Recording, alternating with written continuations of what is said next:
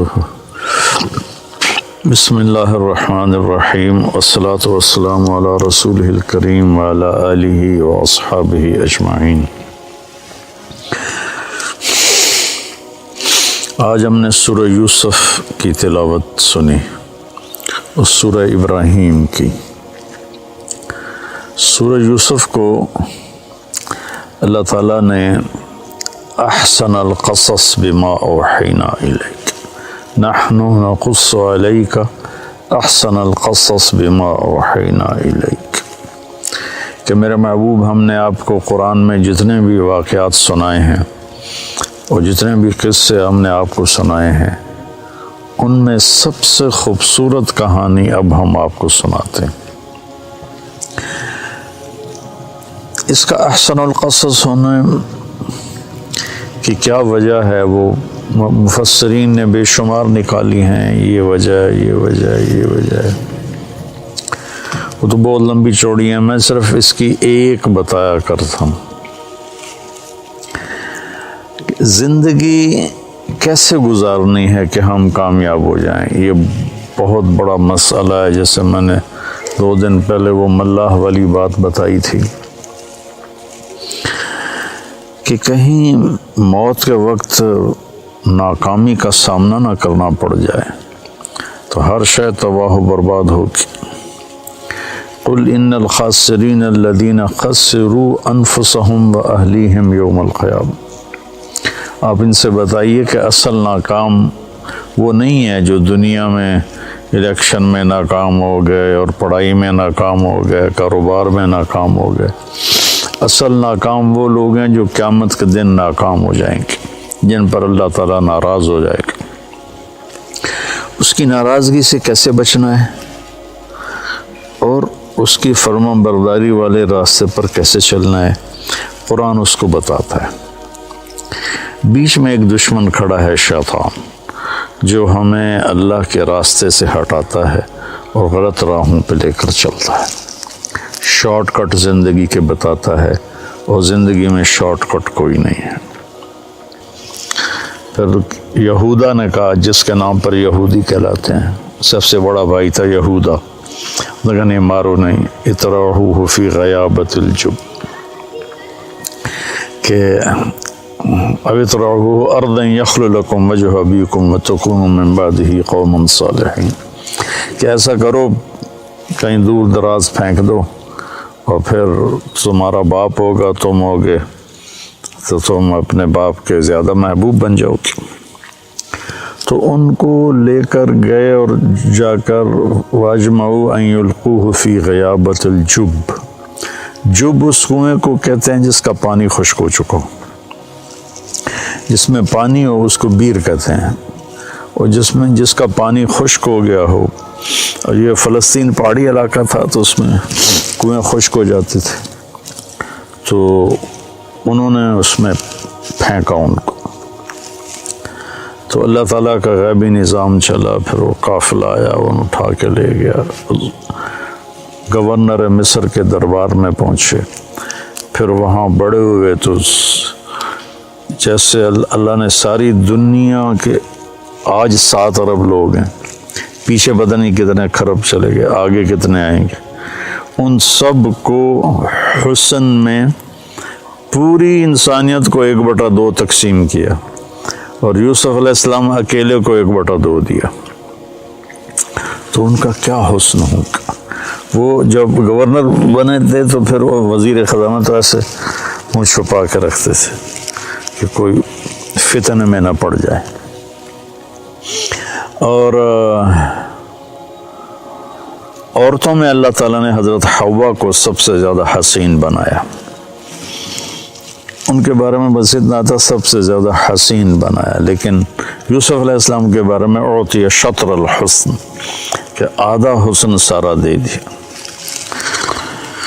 تو زلیخا کا امتحان آیا، بہت بڑے گناہ کی دعوت، وراودته التي هو في بيتها عن نفسه وغلقت الابواب وقالت هيت لك، یہ اتنا لمبا جملہ اس منظر کے خوفناک امتحان کو بتا رہا ہے، میں سے چھوٹا جملہ بھی ہو سکتا۔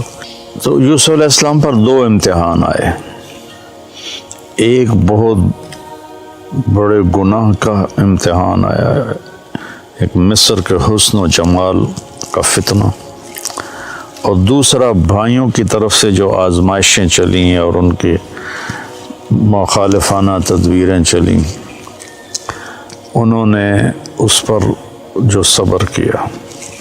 تو جب وہ بھائی ملے نا، جب اللہ تعالیٰ نے یوسف علیہ السلام کو گورنر بنا دیا، وزیر خزانہ بنا دیا، تو بھائی آئے، وجاء اخوۃ یوسف فدخلوا علیہ فعرفہم وہم لہ منکرون، کہ بھائی یوسف علیہ السلام نے تو پہچان لیا میرے بھائی آ گئے، چونکہ یوسف علیہ السلام اس طرح بیٹھتے تھے، یہ پورا نقاب اوڑھتے تھے، صرف آنکھیں نظر آتی تھی، پھر چھوٹے سی عمر میں ان کو انہوں نے بیچا تھا، اور وہ 30-40 سال کے جوان آدمی تھے، تو ان کا خیال بھی نہیں ادھر گیا، تو انہوں نے پہچانا بھی نہیں۔ یوسف علیہ السلام نے پہچان لیا، تو کہنے لگے تمہارا دوسرا بھائی ہے کوئی؟ کہا جی ہے، کہا اس کو لے کے آنا ورنہ کچھ نہیں دوں گا۔ پھر ان کو ایک بہانے سے اپنے پاس رکھ لیا۔ جب انہوں نے بنیامین کو اپنے پاس رکھ لیا تو یہودا نے کہا میں تو واپس نہیں جاؤں گا، پہلے ہم نے یوسف کو کھویا، جان بوجھ کے ہم نے شرارت کی، اب بنیامین ہماری وجہ سے تو نہیں، خود اپنی وجہ سے ایسا ہو گیا، تو جب تک میرا باپ کوئی مجھے اجازت نہیں دے گا میں ادھر ہی بیٹھا ہوں، تم جاؤ۔ تو جب بھائی گئے اور انہوں نے کہا کہ بنیامین نے چوری کر لی ہے اور مصر کے وزیر خزانہ نے روک لیا ہے، تو اس پر انہوں نے خط لکھا۔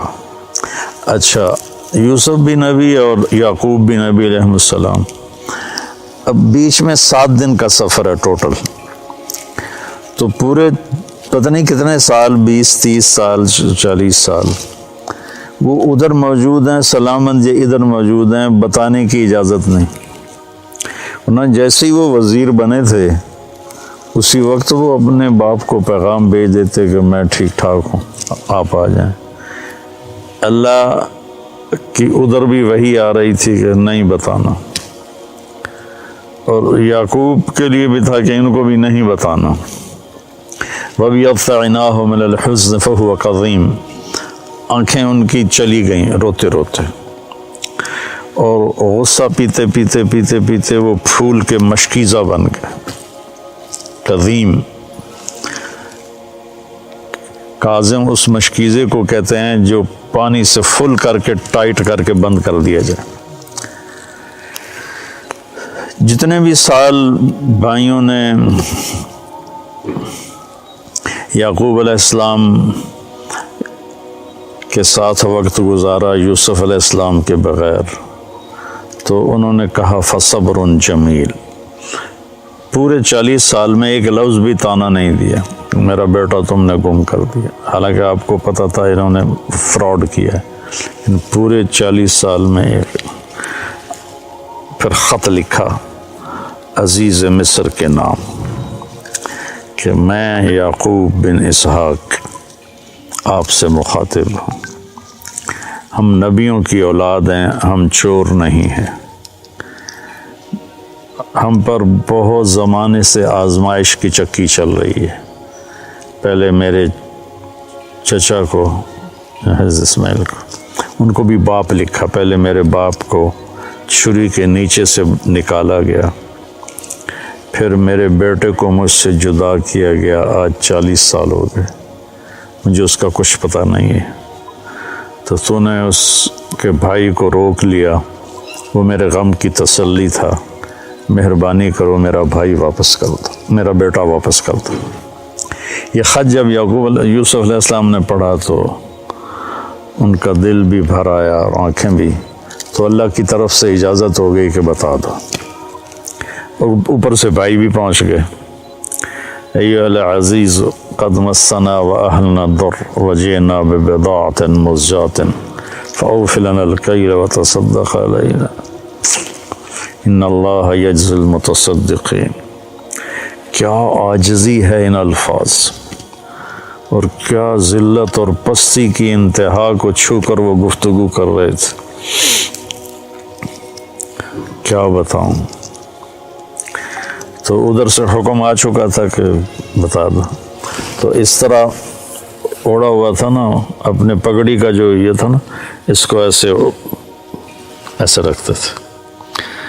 تو جب انہوں نے کہا کہ ہم یہ تھوڑی سی پونجی لائے ہیں اور ہمارے پاس ہے بھی کچھ نہیں، فقر بہت ہے، تو برائے مہربانی ہم پر صدقہ کر دیں. تو پھر یوسف علیہ السلام نے ایسے کیا، ایسے تھا نا،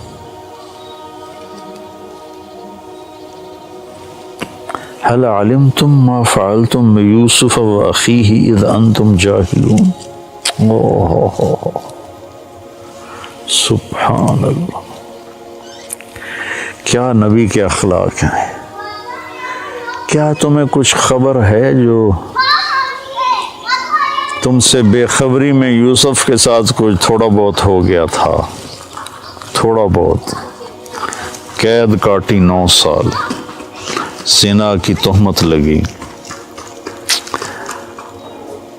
منڈی میں بیچے گئے، کتنی لمبی چوڑی گھاٹیوں سے گزر کر. اور ان کو اس کا سبب کون تھے بھائی؟ ان کو کہہ رہے ہیں وہ حل وہاں بولا جاتا ہے جہاں مجھے، اس کو اردو میں کہتے ہیں آپ کو پتہ چلا. سعید بھائی آپ کو پتہ چلا، تو آپ کو پتہ چلا کا مطلب یہ ہوتا ہے کہ اس کو معلوم نہیں.